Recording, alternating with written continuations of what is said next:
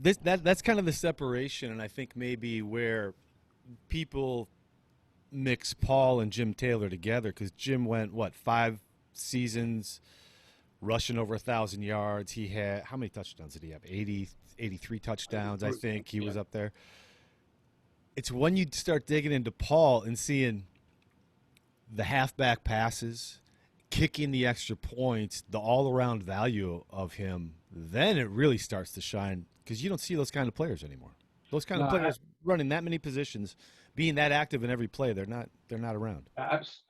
Absolutely, and of course, when he first came to the Packers, he was drafted in that 57 draft as the bonus pick.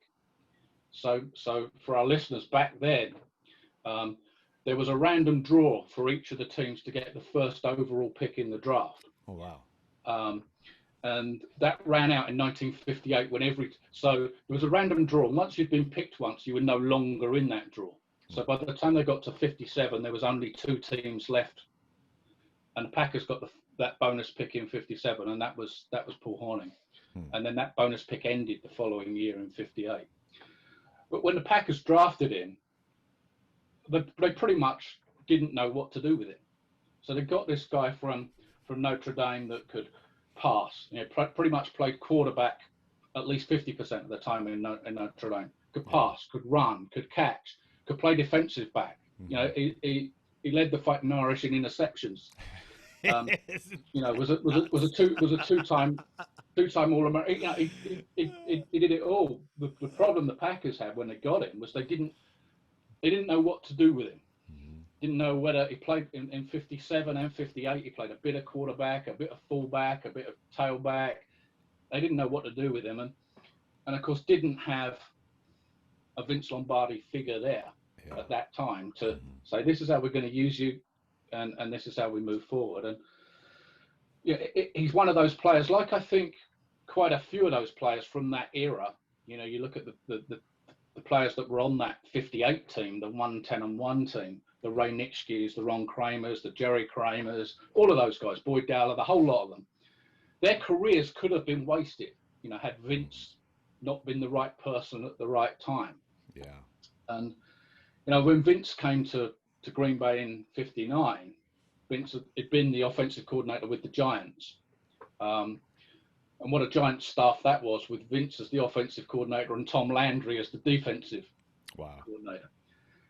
But Vince had Frank Gifford at New York as his left halfback, and it was in Frank Gifford that he saw Paul Hornung, or in Paul Hornung he saw Frank Gifford, whichever way you want to look at that. But Gifford was the guy that he kind of wanted Hornung to be. And he very much used him in that position. And, he said right from the start that Paul's going to be my left half back. He's not playing fullback. He's not playing tailback. He's not playing quarterback. He's my left half back. And if he can't play there, he's not on this team. And fortunately, part of the rest of it is history. Paul went to the Pro Bowl in 59, and then his great seasons were really his best right up there seasons were 60 and 61 when he was, an All-Pro both of those years. Yeah. League MVP in 1960. Led the league in scoring in 1960. That 176 points. That's an amazing number right there. Which stood until 2006, when LaDainian Tomlinson, broke that record. But Paul did it in a 12-game different season. Game count, yeah. Yeah. Let me throw a couple things in here about first, just tacking on a little bit to his season at Heisman season at Notre Dame.